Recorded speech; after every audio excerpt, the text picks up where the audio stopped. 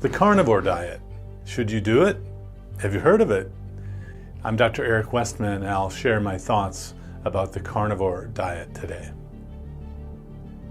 So many people ask me about the carnivore diet, and I'm a little bit torn, I have to say, about the carnivore diet, meaning there seems to be some benefits, clearly, but there are a lot of unknowns. So I was introduced to the carnivore diet by several influencers on YouTube. You might have heard of them. Ken Berry, Sean Baker, Bart Kay, some very vocal folks, some of them. What do we really know about the carnivore diet, and how would you think critically and scientifically about it? Some people think back to the ancestral way of eating and claim that humans were designed to eat this way without vegetables. And I'm not really compelled to write home with that level of information. I need more than that. It may be that that's true, but it could be that we evolved to different nutrients today, for example, that we need that might not have been provided in the past, different infections, etc. So the way I look at any kind of diet is, does it provide all of the nutrients that we think we need today? And I say I think we need, because even new vitamins are being discovered and having new uses. So we use our best judgment. And I think the carnivore diet, which again is a animal-based food, not having really any vegetables, can fulfill the need for all of the essential nutrients. And one of the things I was able to do was to ask people in the carnivore world to put together information about this approach. And I asked Amber O'Hearn to write a paper on can a carnivore diet provide all the essential nutrients? And she wrote this paper. It was published in the Current Opinions in Endocrinology and Diabetes. It's a review article. You might want to check that out, called Carnivore Diet Provide All Essential Nutrients by Amber O'Hearn. It's a scholarly view of what nutrients may or may be required and may or may be missing. Of course, the classic comparison is that animals that are true carnivores really just eat other animals, and so for those mammals, there really is everything you need in other animals. Very rare for a dog or a cat to want to eat grass, for example. And when I look at the internal anatomy of different animals, different mammals, it's clear to me that the gastrointestinal tract of a human is more like that of a carnivore than of an herbivore. And actually there's a great video that I learned a lot from by a gentleman named Barry Groves. And I would urge you to check out this video. It is a video called Homo Carnivorous. And in this video, he makes the argument that humans should be carnivores. Now, I watched the video, and the most important part, I think, which is that internal anatomy, the gastrointestinal tract, is in from 7 minutes 43 to 14 minutes 48 seconds in showing the comparative absorption of nutrients among different mammals. And it was really striking. It was shocking to me.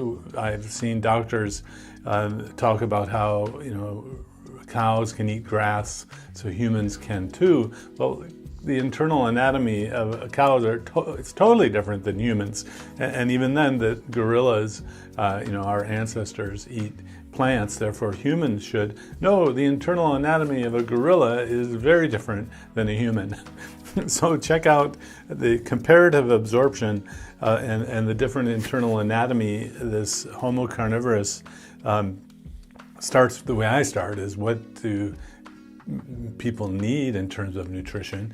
And so what we eat is different than what we absorb, or what an animal eats is different than what it absorbs. And in there, he will show you that actually the bacteria inside an herbivore turn the grass and the grain into short-chain fatty acids.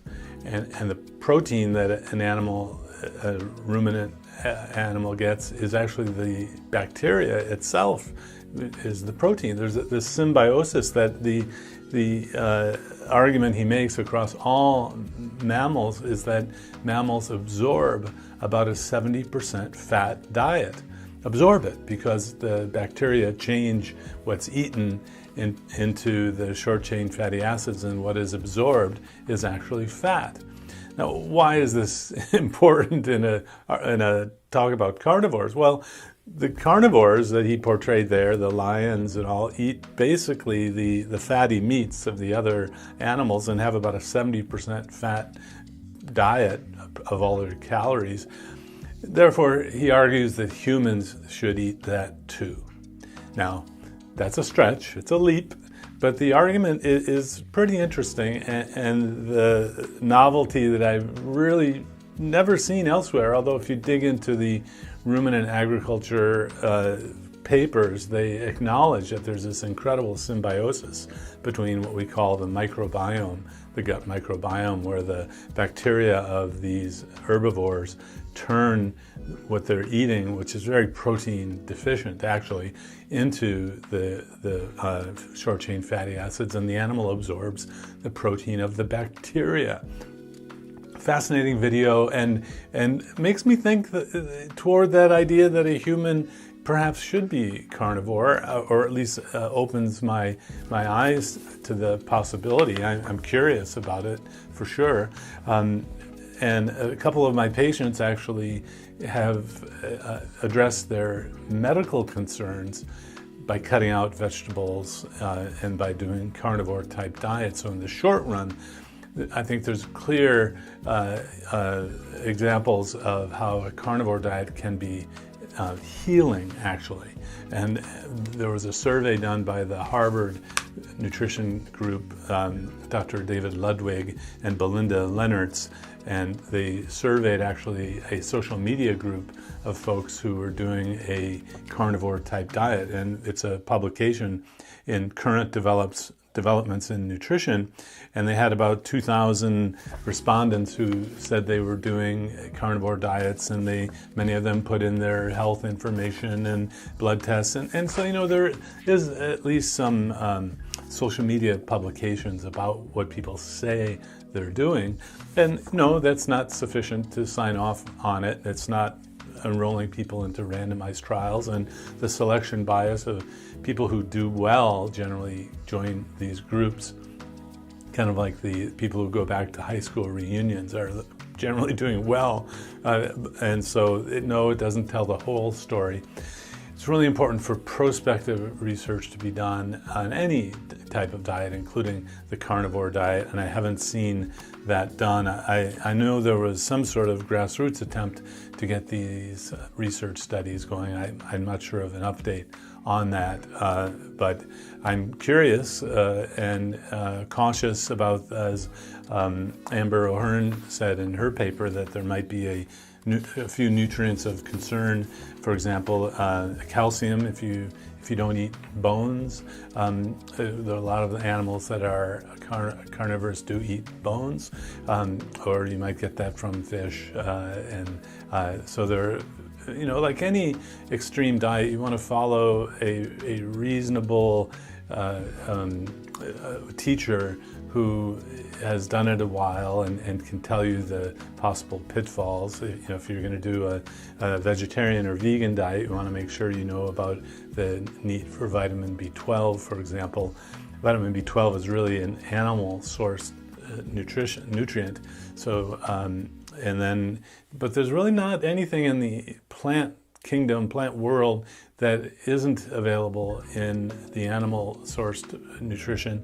Yes, the amounts of certain things are different, like vitamin C is the one everyone talks about, but cultures that were carnivorous, like the Inuit, they didn't have scurvy as a problem, which is the vitamin C deficiency. So either there's enough vitamin C in the way they were eating the food, or it's not needed as much if you don't have a glucose-based metabolism. That's one current level of thinking. So the carnivore diet, I think it's a mixed bag. There are possible benefits from it, especially if you're sensitive to the things that are in vegetable matter. However, we're a little bit worried about getting all of the nutrients you need for a long period of time, just because it's often a period of years before a nutrient deficiency, a minor one, will become apparent. But I'm open. I think new science needs to be done. In the meantime, if you're going to do this, you do it under the direction of someone who's been teaching lots of people, and you want, like anything, you want to measure everything that doctors typically measure to know that you're in good health. Although I'm finding that there may be a new normal of the blood levels, so that you don't want to be forced into treatments of blood levels, because it just seems like it's different. So for example, if you're in a keto carnivore diet, you might have ketones in your blood. It's not abnormal. That's normal for someone who doesn't eat carbohydrate. But if you compare it to a lab value of all of those people who eat carbohydrates, it will look abnormal. It'll be ticked as abnormal because ketones in the blood isn't typically seen in those who eat carbohydrate. And our laboratory values are from people who eat carbohydrates, just because most people do. Doesn't mean it's optimal, but it is what is most commonly seen. So I guess I give it maybe a keto stamp of approval, maybe not. Kind of holding out on that. So you want to go into this eyes wide open. I'm not, against something that seems reasonable, and we just don't have long-term data yet. I'm not a fear-mongerer about the idea that since we don't know, it must be bad.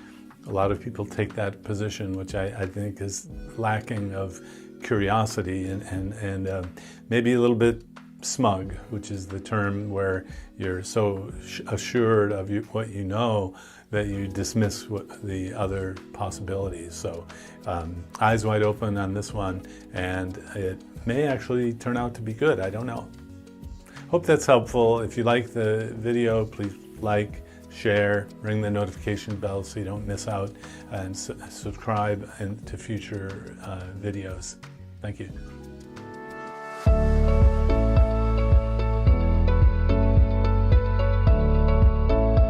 If you enjoyed this video, be sure to like, subscribe, and hit the notification bell, and check out adaptyourlifeacademy.com.